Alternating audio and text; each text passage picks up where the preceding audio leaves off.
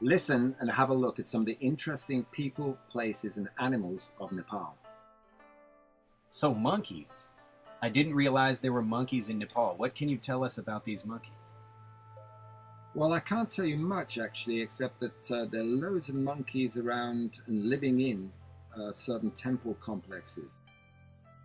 And this is a great picture of some birds. Where did you take this?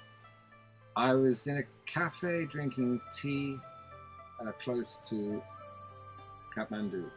And they just flew over and were sitting on a wire by your table. This happens all the time.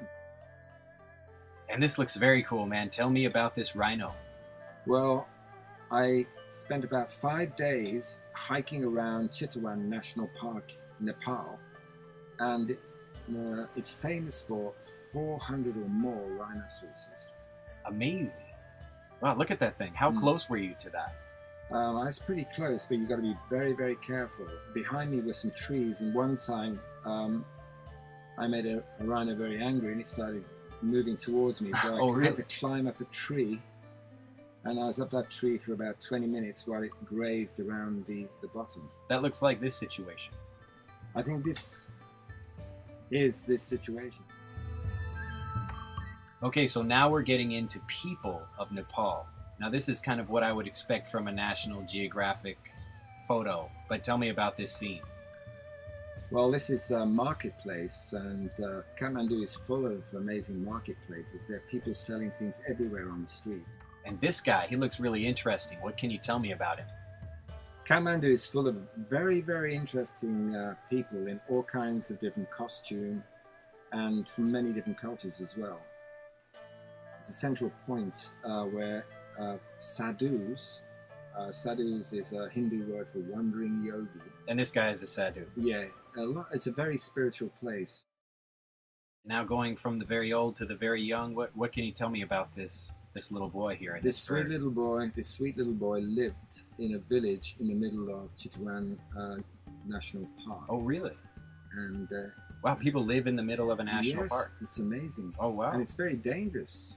Yeah, I can imagine with the animals that are there. If you've got a rhino and maybe some monkeys by your house, that could be trouble.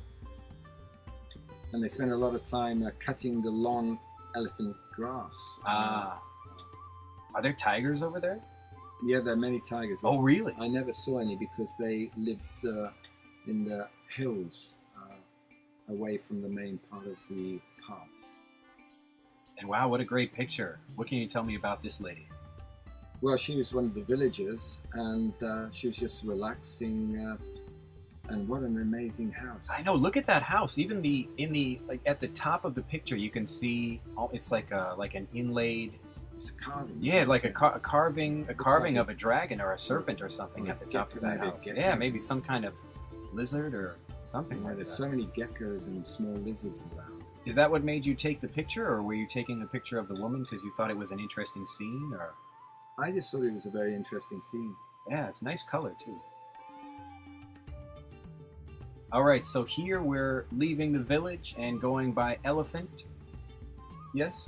Well, no, I'm not going by elephant. I just took a photograph of the elephants. So you're going, just going?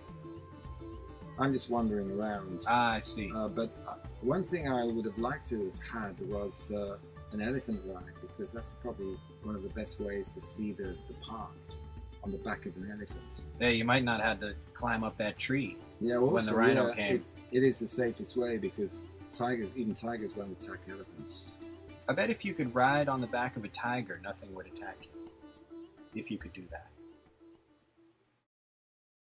And here we're moving up into a little bit more mountainous terrain. I can see a little bit of snow on the mountain behind This is Annapurna. Them. Oh, really? Annapurna, the second highest mountain in Nepal.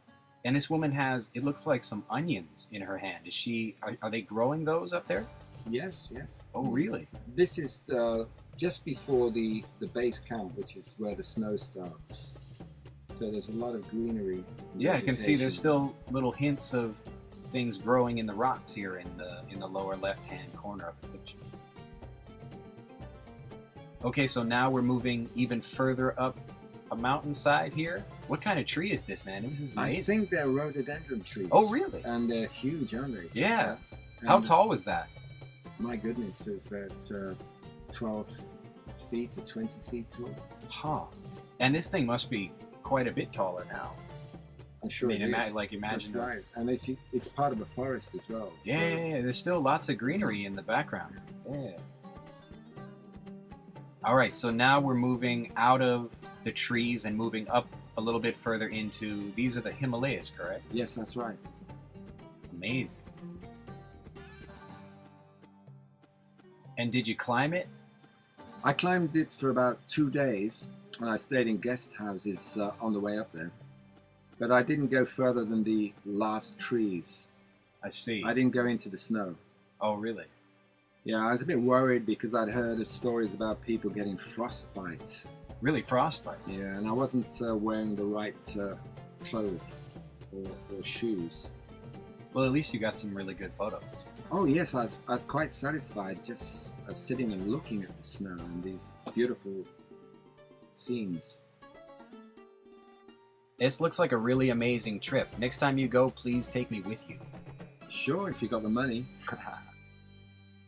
For more free lessons, downloads, and to learn the 7 secrets every student must know to get fluent in English quickly, head on over to EnglishAnyone.com.